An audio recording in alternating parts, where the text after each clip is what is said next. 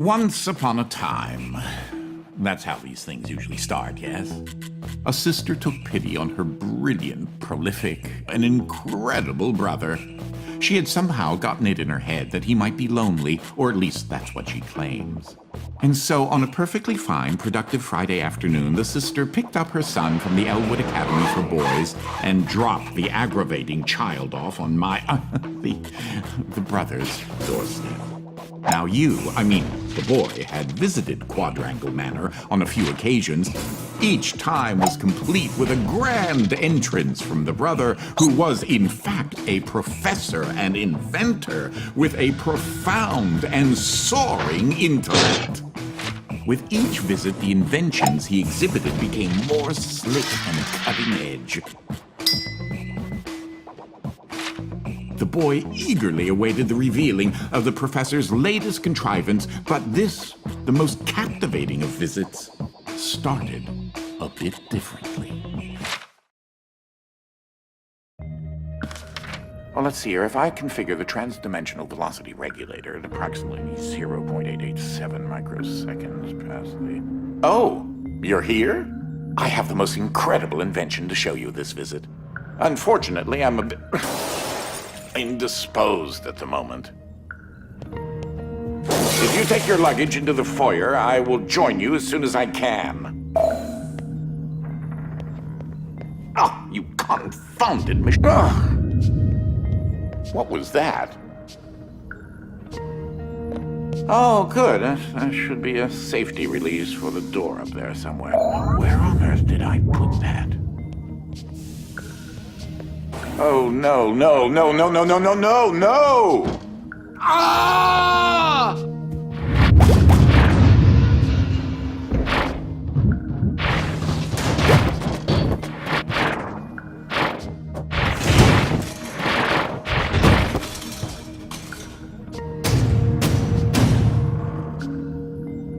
Wait, what just happened? I'm not entirely sure where I am right now.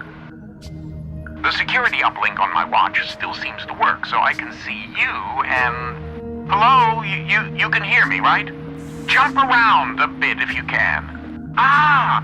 It seems as if I can still tap into the intercom system. Well, I most certainly can do better than this.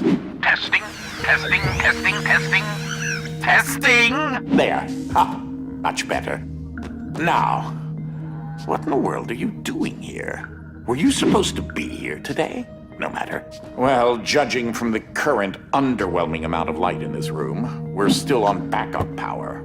My head is killing me. It seems as though I now possess a rather large epidural hematoma. A bump on the head. Do me and yourself a favor and head to the front hall. There's a way to restart the power grid.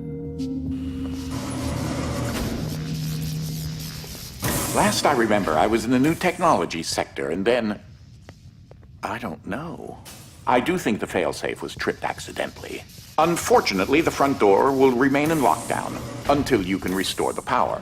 If you head over to my office over on the left, you should be able to restart the manor's power grid.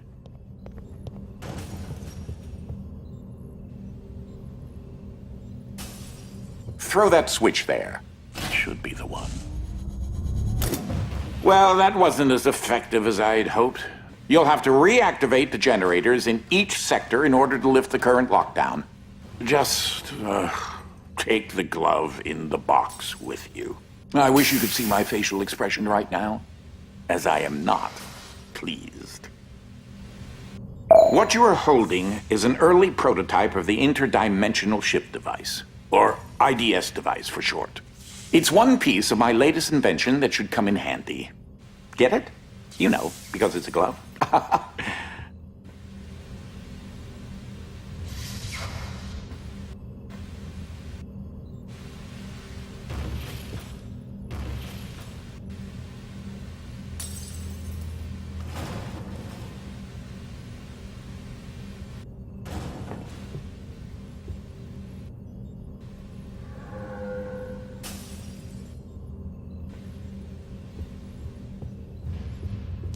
If you can access the generator at the back of each wing, we might be able to lift the lockdown on the rest of the house.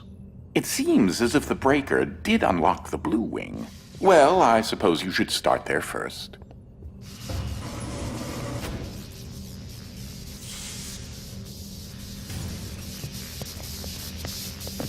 There's something I must tell you. My latest invention has required me to make a few adjustments to the house since the last time you barged in. Now one of the topics that our family has been studying for several generations are rifts existing between various dimensions. I've been able to develop a power source that will channel enough energy into one of these dimensional rifts that it can be widened enough to travel through.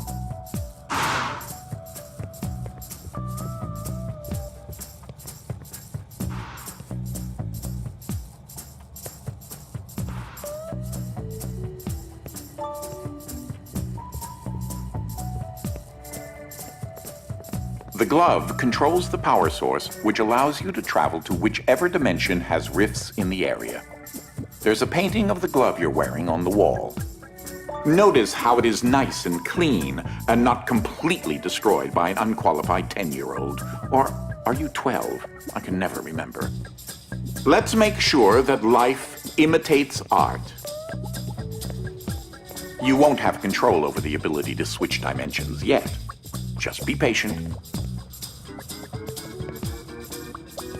This door is using one of my inventions, the repetitive, periodic, articulating gruidae, or a drinking bird, except it's far more advanced.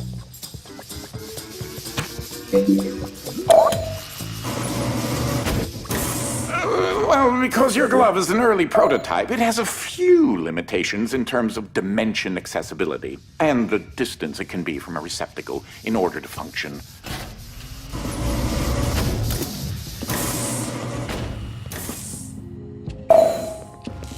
This is such an early experiment with dimensional shifting, so I decided to have it triggered remotely with the drinking bird. Instead of operating a door, the bird will trigger a dimensional shift. There's an IDS battery in the machine that will power the dimensions, which in this case is Fluffy Dimension. In addition to Fluffy being embarrassingly adorable, it's also rather useful because everything is 10 times lighter than normal.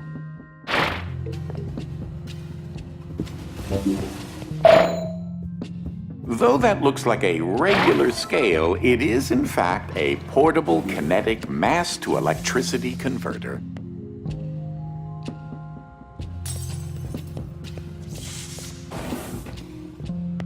There's that lovely bird again. Sometimes I call him Desmond.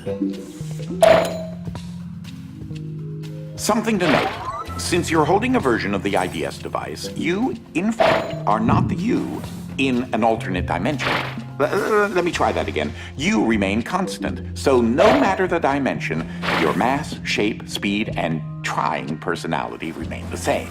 You should throw that IDS battery into the receptacle mounted on the wall. That receptacle will distribute the power source around the room, allowing you to now use your IDS device to switch dimensions at your leisure.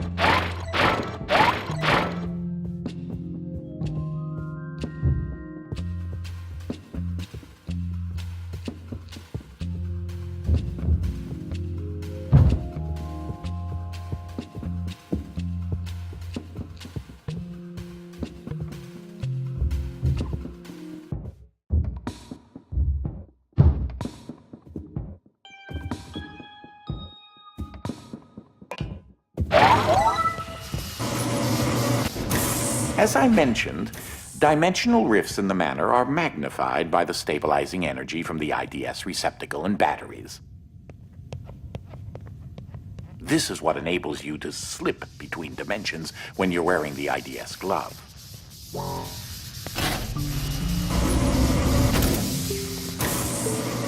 Ah, that's Dolly, Dynamic Object Linear Ligation Interface. To you, a cloning device. I like my house just so. So I decided to add functionality to her to keep everything consistent. I'll need to tune that later.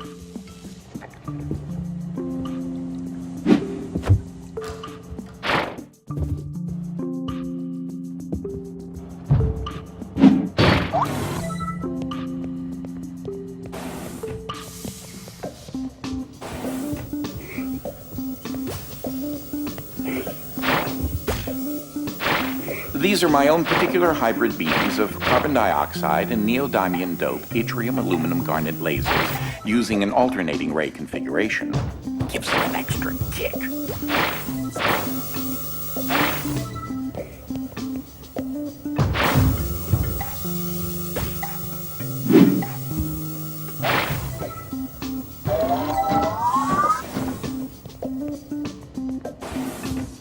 Unfortunately, the breaking of this glass is a necessary evil.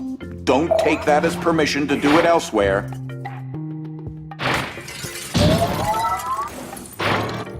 Ah, just letting you know that you reset the glass. Thank you.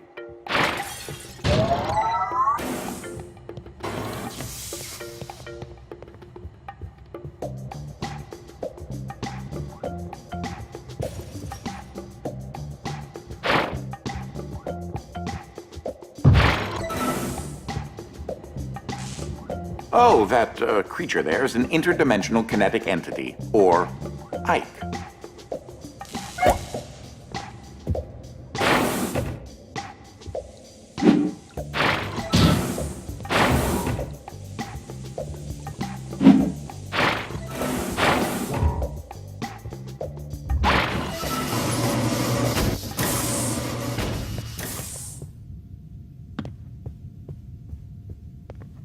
Stop for a minute and take a look at the painting.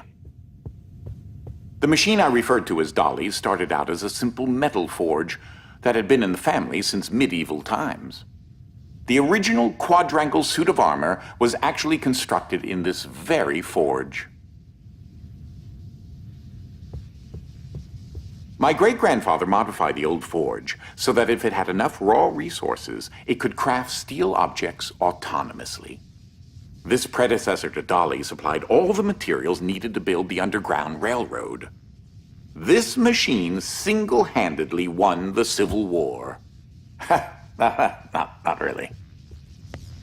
I made my own modifications to my great-grandfather's designs. The current Dolly specifications do not require any raw materials. For example, Dolly converts energy from the radioactive science juice directly into matter. I never did sort out why she makes so many copies of things. Oh well, you can never have too many safes, or chairs, or coffee tables.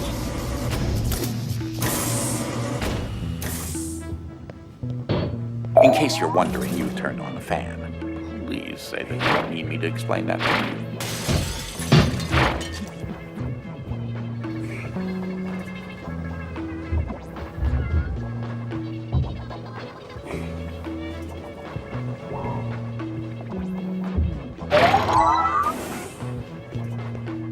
Ah, that's where that got to. That is a botched experiment of mine called the awkward noise generator. There's got to be more around here somewhere.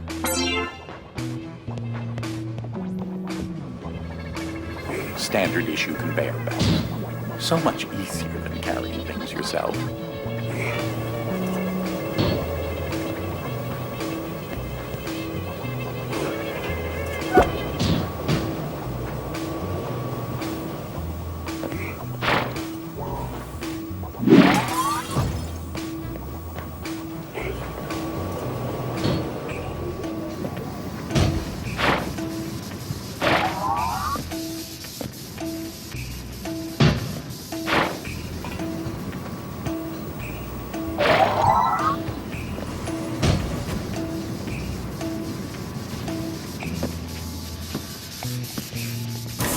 So, I haven't discussed my location a whole lot, but it seems as if I'm in some sort of limbo. I think I may explore a bit and see what turns up.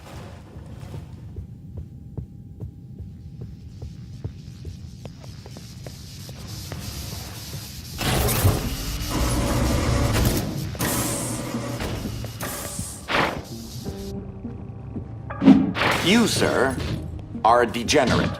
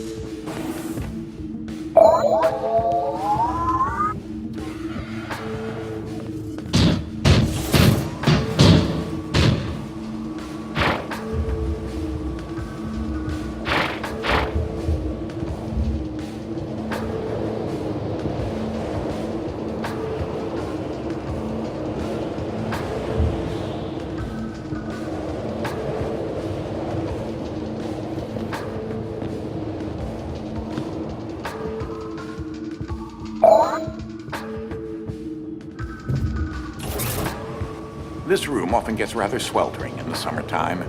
Air circulation is very important.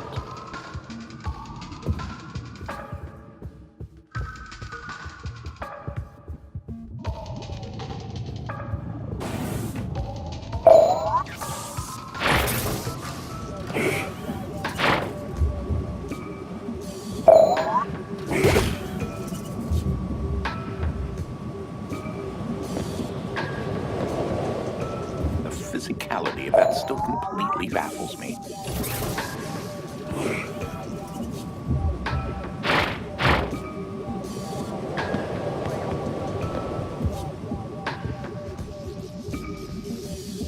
Ah, yes. With these specifications, you should be able to recreate several objects in the research and development lab adjacent to my office.